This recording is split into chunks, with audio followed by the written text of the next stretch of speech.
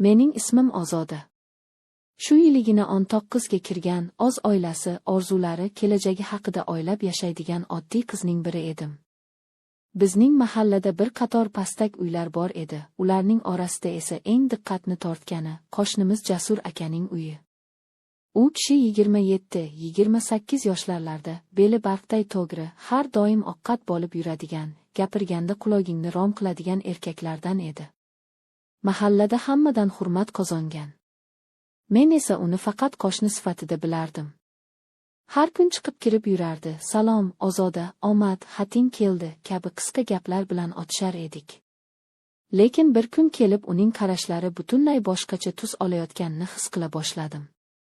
O'sha kunni hech qachon unutolmayman. Onajonim bir kuni, Ozoda, ertaga uyni yaxshi tozalab qo'yish kerak. Qo'shni Jasur kelib, eshik oldidagi shkafni ham tuzatib beradi, dedilar. Men, Jasur akam. Xo'p, dedim, ammo yuragimning nimagadir bir burchagi titrab ketdi. Ertasi kuni quyosh iliq nuri bilan xonaga tushib turgan paytda eshik taqilladi. Ochsam, Jasur aka. Uning ozi ham doimdagidan ham kelishgan, quyosh nurlari yuziga tushganda yuzlarida go'yo bir mayin jilva paydo bo'lardi. Assalomu alaykum, Ozoda. Onajoning aytgan edilar, bir-ikkita ishlari bor ekan, dedilar. Va alaykum salom, kiring, dedim hovliqib. U xonaga kirdi, men esa uning ortidan qandaydir hayajon bilan qarab qoldim. U shkafni ko'tarib, bir narsalarni qotirib, o'lchab, burovlab yurardi. U ishlayotganda qo'llari mushtakday, ovozi chiqing-ching qilib eshitilar, men esa o'sha ovozlardan o'zimni nima qilayotganimni bilmasdim. Bir payt u menga qarab, Ozoda, bu tomonni ushlab tursang bo'ladimi? dedi. Qo'limni uzatdim. U esa shkafni tutayotgan qo'limdan ustidan engilgina ushlab olib, mana shu joyi siljib ketmasin, dedi. Lekin u ushlaganida qo'li mening qo'limni biroz uzoqroq ushlab turdi. Oddiy, qisqa harakat emas, go'yo bir ehtiyot bilan, bir narsani his qilgandek, bir narsani aytmoqchi bo'lgandek. Yuragim duvullab ketdi. U esa nima qilganini his qilgandek, qo'lini sekin qo'yib yubordi. Bir lahza o'tmasdan yana bir marta menga qarab qo'ydi. Bu galgi qarash butunlay boshqacha edi. Iliq, qizdiruvchi, biroz himoya qilgudek, biroz esa yashirib bo'lmaydigan qiziqish bilan. Ozoda, sen katta bo'libsan, dedi u past ovozda. Men ikkilanish bilan, ha, dedim, ammo yuzim qizarib ketganini his qildim. Jasur aka jilmaydi, kechagidek bola emassan. Gapirishing, yurishing hammasi o'zgargan. Bu gap yuragimni yanada titratdi. Nimadir ichimdan harakatlandi. Bu qo'rquv ham emas, quvonch ham emas, boshqacha tuyg'u. Shu payt u yana shkafga egildi. Men esa uning atir hidiga qo'shilib ketgan issiqligidan o'zimni yo'qotay deb turardim. Bir muddat o'tib, u yana menga qarab qo'ydi. Bu gal uzoq. Juda uzoq. Go'yo men senga befarq emasman, degan ma'noda.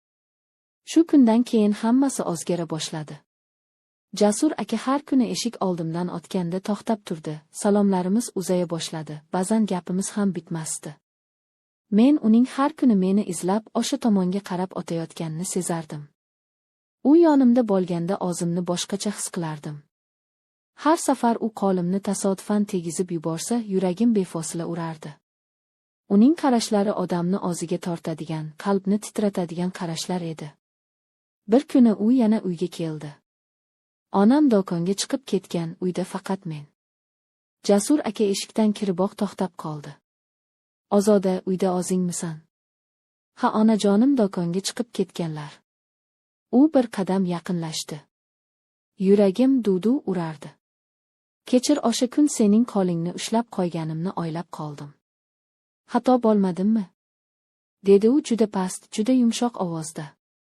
Men unga qarashga ham uyalib, yo'q, dedim past, titroq ovozda. U yana bir qadam yaqinlashdi. Menga juda yaqin. Ozoda, senga boshqacha qarab qo'yapman, bilmay qolibman. Shuni yoqtirmaysanmi? Bu savol yuragimni yerga urib tushirganidek bo'ldi. Men bir soniya o'ylab turdim, lekin bu gal yuragim aqlimdan kuchliroq edi. Yo'q, yoqtirmayman demayman. Jasur akaning ko'zlari yalt etib ketdi. Uning yuzida avval hech ko'rmagan iliqlik, samimiylik, shohlik, quvonch aralash tuyg'u paydo bo'ldi. Birinchi marta shu kun u qo'limni qattiq ushlab oldi. Bu gal tasodifan emas. Hissiyot bilan, ixlos bilan, yuragidan kelgan holda. Ozoda, sen menga juda yoqib qolding, dedi u. Men javob bera olmadim. Lekin qo'limni qimirlatmadim ham. Uning qo'lida qoldi. Shu bilan hammasi boshlandi. Uning qo'li mening qo'limni ushlab turgan payt xonadagi sukunat go'yo quloqlarimga bosilib kelayotgandek bo'ldi.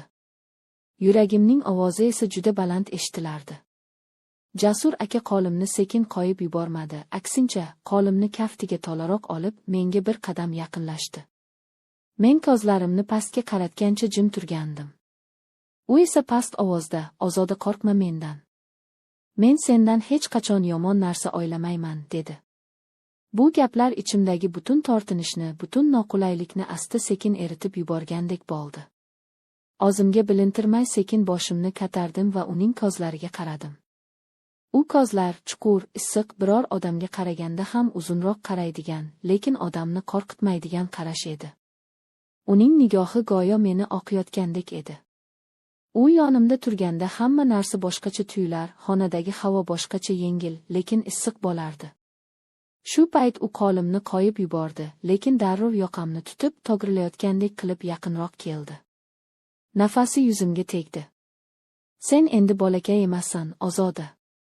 Men seni har ko'rganimda shuni ko'ryapman, dedi u. Uning ovozidagi mayinlik meni butunlay o'rab oldi.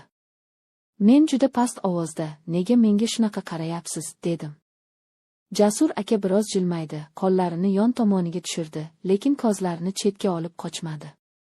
Chunki men seni ko'rganda yuragim jim turmayapti. O'zimni tiya olmayapman. Bu bor yoki rost gapim, dedi u.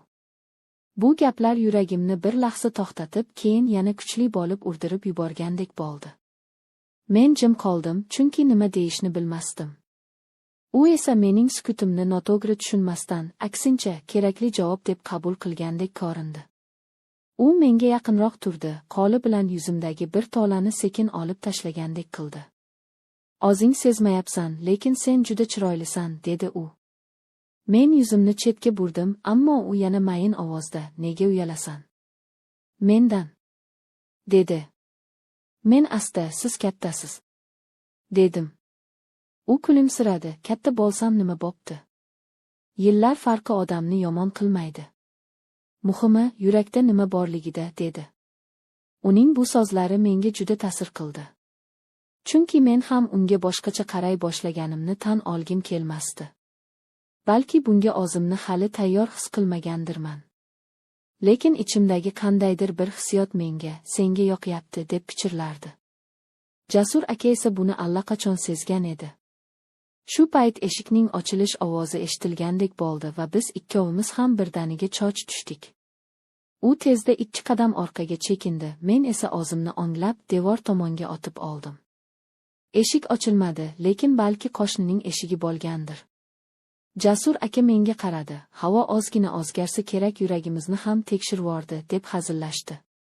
Men kulishga harakat qildim, lekin ovozim chiqmay, faqat jilmayib qo'ydim.